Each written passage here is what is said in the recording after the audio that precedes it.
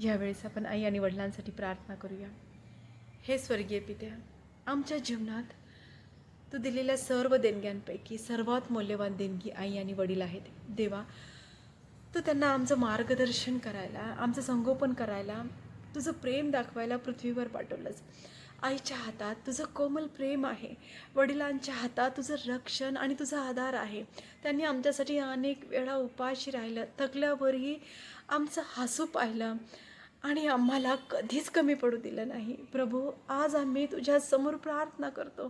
त्यांच्या डोळ्यातील थकवा तू दूर कर, त्यांच्या शरीराला बळ दे, त्यांच्या आयुष्याला शांती, आरोग्य आणि दीर्घ आयुष्य दे.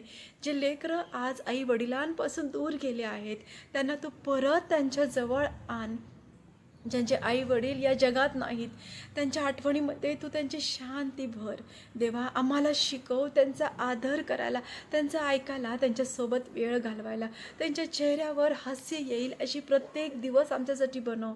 आम्ही त्यांच्याकडून मिळालेल्या स्वर्गीय भेटीबद्दल आज धन्यवाद देतो. प्रभू, आई आणि वडील हे तुझ्या प्रेमाचं जिवंत रूप आहेत आणि आम्ही कधीही त्यांचे मान कमी होऊ देणार नाही. येशू ख्रिस्ताच्या नावात ही प्रार्थना करते. आमेन.